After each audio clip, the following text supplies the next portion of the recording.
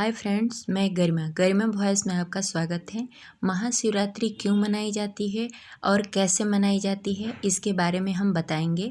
अगर आप हमारे चैनल पर नए हैं तो इस चैनल को लाइक कर लें और सब्सक्राइब कर लें और बेल आइकन को भी प्रेस कर लें। महाशिवरात्रि की दो प्रमुख कथाएं हैं, ये जो दक्षिण भारत और उत्तर भारत में प्रचलित है।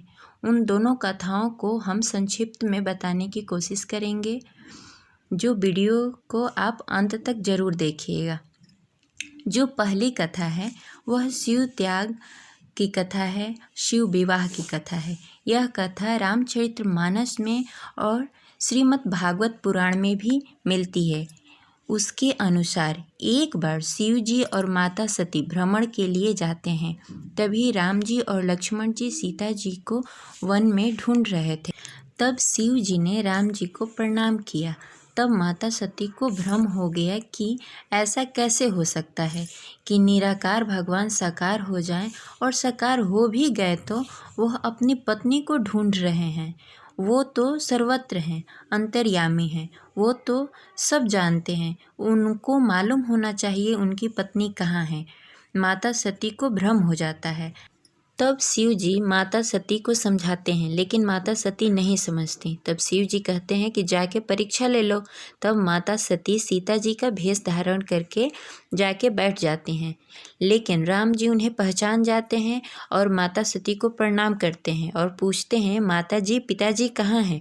यह देख के माता सती को और भ्रम हो जाता है और वो चली जाती हैं। तब शिव जी पूछते हैं, क्या हुआ। तो माता सती झूठ बोल देती हैं कि मैंने राम जी की परीक्षा नहीं ली। लेकिन शिव जी तो अंतर्यामी हैं, उनको सब पता होता है, इसलिए वह जान जाते हैं कि यह मेरी माता सीता क्या भेष धारण करके राम जी के पास गई थी, तो इस जन्म में मैं इनको अपनी पत्नी के रूप में तो स्वीकार नहीं कर सकता हूँ। तब वह मन ही मन माता सती को त्याग देते हैं। कुछ दिन के बाद माता सती को भी यह एहसास हो जाता है कि शिव जी उनको मन ही मन त्याग चुके हैं। माता सती एक दिन, जो माता सती के पिता थे वो यज्ञ करा रहे थे, लेकिन उन्होंने शिव जी को आमंत्रित नहीं किया था। लेकिन माता सती वहाँ जाने के लिए जिद कर रही थी। शिव जी ने कहा कि ठीक है, तुम जाओ और गणों को साथ में लेके जाओ। जब माता सती अपने पिता के घर जाती हैं तब उनसे कोई बात नहीं करता, लेकिन उनकी माँ ने सिर्फ स्वागत किया। जब माता सती जग में पहुँची तब वहाँ शिव जी का कोई स्थान नहीं था।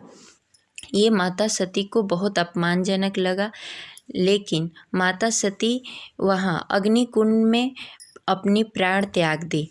फिर माता सती अगले जन्म में माता पार्वती के रूप में हिम नरेश और माता मैना के घर में जन्म लिया। माता पार्वती ने बहुत तपस्या की। तब भगवान शिव ने माता पार्वती का परीक्षा लिया। तब पार्वती जी ने कहा कि मैं सिर्फ शिव जी से विवाह करूंगी, वरना पूरी जिंदगी कुंवारी रहूंगी। तब शिव जी और माता पार्वती का धूमधाम से विवाह हुआ, जिसे हम महाशिवरात्रि के रूप में मनाते हैं। जो दूसरी कथा है वो दक्षिण भारत में बहुत ही प्रचलित है।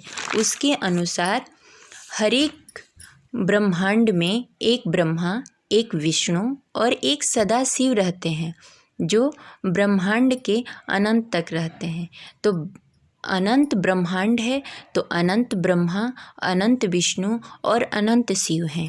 इन अनंत ब्रह्मांडों के एक महाविष्णु और एक सदाशिव होते हैं। जो सदाशिव हैं वह सदा के लिए रहते हैं। जब महाप्रलय होता है तब सभी महाशिव में लीन हो जाते हैं।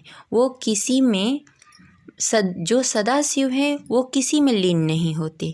एक प्रसंग आता है जिसमें ब्रह्मा जी और विष्णु जी के बीच चर्चा होती है कि हम में से कौन बड़ा है। तभी एक बहुत बड़ा खंभा प्रकट हो जाता है। तब ब्रह्मा जी ने कहा कि मैं इसका आदि देखता हूँ, तो विष्णु जी ने कहा कि मैं इसका अंत देखता हूँ। तो दोनों जाते हैं, लेकिन न किसी को आदि दिखता है और न किसी को अंत दिखता है। यह जो प्रक्रिया हुआ था वो महाशिवरात्रि के दिन हुआ था, इसलिए महाशिवरात्रि का बड़ा ही महत्व है। इस दिन कुछ लोग रात भर कीर्तन करते हैं और कुछ लोग उपवास करते हैं। उपवास का मतलब है उप मतलब समीप, निकट निवास करना, यह उपवास होता है।